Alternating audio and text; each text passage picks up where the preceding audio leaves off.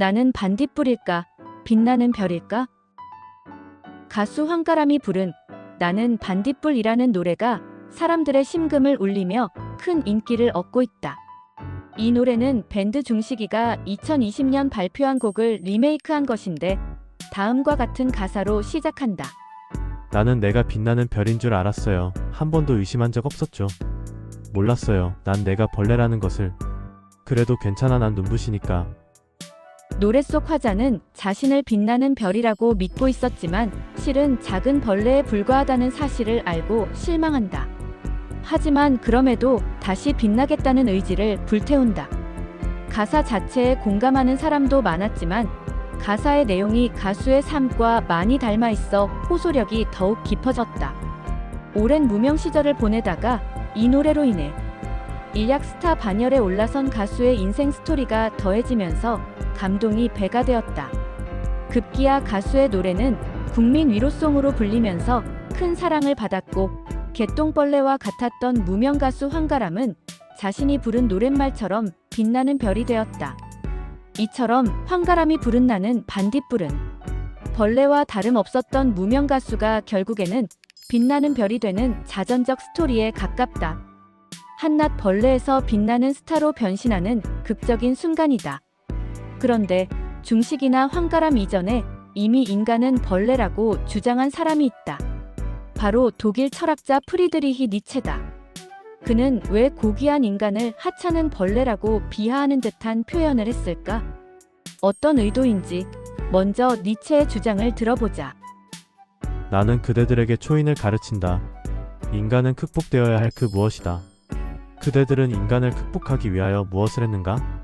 그런데도 그대들은 인간을 극복하기보다는 오히려 동물로 되돌아가려 하는가? 그대들은 벌레에서 시작하여 인간이 되는 길을 걸어왔으나 아직도 그대들은 많은 점에서 벌레다. 그대들은 예전에는 원숭이였고 지금도 인간은 어떤 원숭이보다 더한 원숭이다. 프리드리히 니체, 차라투스트라는 이렇게 말했다. 니체는 인간의 정체성을 고정된 것으로 보지 않았다. 그에 따르면 인간은 벌레로 태어나 인간이 되는 길로 진화해야 하는 숙명을 지녔다. 니체는 이러한 진화 과정을 자기 극복이라고 불렀다.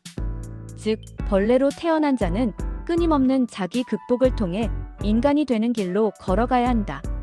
니체는 끊임없는 자기 극복을 통해 최고의 수준에 도달한 사람을 초인이라 불렀다.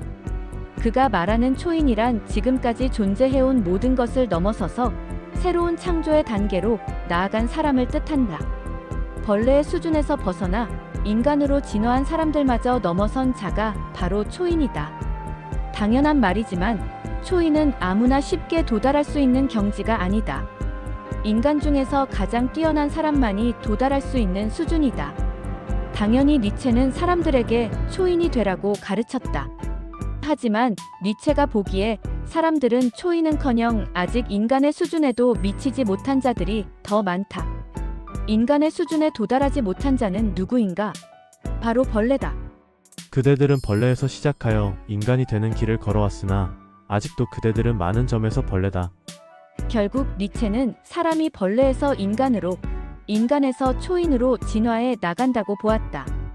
결국 벌레, 인간, 초인은 다른 대상을 지칭하는 별개의 표현이 아니다. 모든 인간은 벌레로 태어나서 인간으로 진화하고 인간을 넘어 초인으로 나아간다. 자기 극복의 수준에 따라 현재 위치가 정해지고 그 결과 불리는 명칭이 달라진다. 따라서 사람 중에는 벌레도 인간도 초인도 있을 수 있다. 가수 황가람은 오랜 무명 시절에는 개똥벌레의 수준에 머무르고 있었다. 하지만 그는 벌레로 있는 동안 가만히 숨만 쉬고 있지는 않았다. 벌레에서 탈피하기 위해 끊임없이 연습했다. 자기 극복의 과정을 거친 셈이다. 그 결과 드디어 그는 인간의 수준에 올라섰다. 사람들이 나는 반딧불에 열광하는 것은 그가 인간의 수준으로 진화했음을 보여주는 상징이다. 하지만 안심하기는 이르다.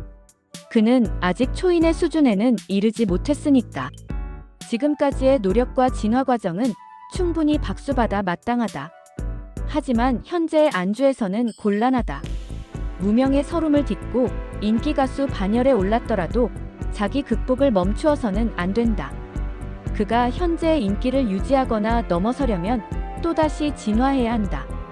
나는 반딧불의 가수 황가람을 넘어서야 한다. 니체에 따르면 자기 극복을 멈추는 순간 제자리에 머무는 것이 아니라 아래로 하강한다. 인간에 도달했더라도 자기 극복의 노력을 멈추면 다시 벌레로 되돌아가고 만다. 따라서 황가람은 이제 나는 반딧불을 부른 자신을 극복해야 하는 처지가 되었다. 니체는 자기 극복을 통해 끊임없이 발전해야 한다고 주장했는데 그 대상에는 어떠한 예외도 두지 않았다. 심지어 그는 가장 뛰어난 수준에 도달한 초인조차도 극복되어야 한다고 말한다. 최상의 인간일지라도 아직 극복되어야 할 존재인 것이다.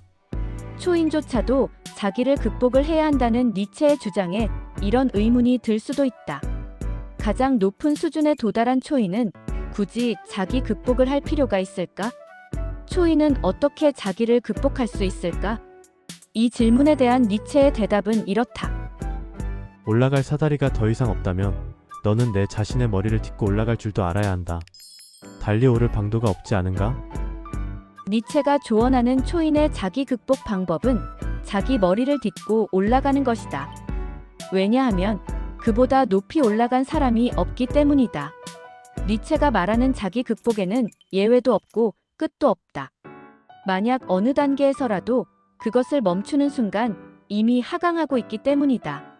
니체는 인간을 비하할 목적으로 벌레라고 표현한 것이 아니다. 더 높은 수준으로 발전하라고 가르치기 위해 그런 말을 한 것이다. 우리는 모두 벌레로 태어나 인간으로 발전해왔다. 지금 우리 개개인은 벌레에서부터 인간, 인간에서 초인까지 이어진 사다리의 어느 지점에 서 있다. 각자의 자기 극복의 수준에 따라 현재 위치한 곳은 제각각이다. 황가람이 벌레의 수준에서 각고의 노력 끝에 사람의 수준에 도달한 것은 대단한 일이다. 하지만 인간의 수준에 도달한 자에게도 자기 극복의 과정은 끝나지 않았다. 초인으로 향하는 길이 우리 앞에 놓여 있다. 결국 우리는 끊임없이 자기 극복을 해야 하는 운명이다. 벌레에서 벗어나기 위해 자기를 극복해야 한다. 초인이 되기 위해서도 자기를 극복해야 한다. 그 과정에서 황가람처럼 빛나는 별이 될 수 있다면 그나마 행운이다. 지금까지 출근길 인문학이었습니다.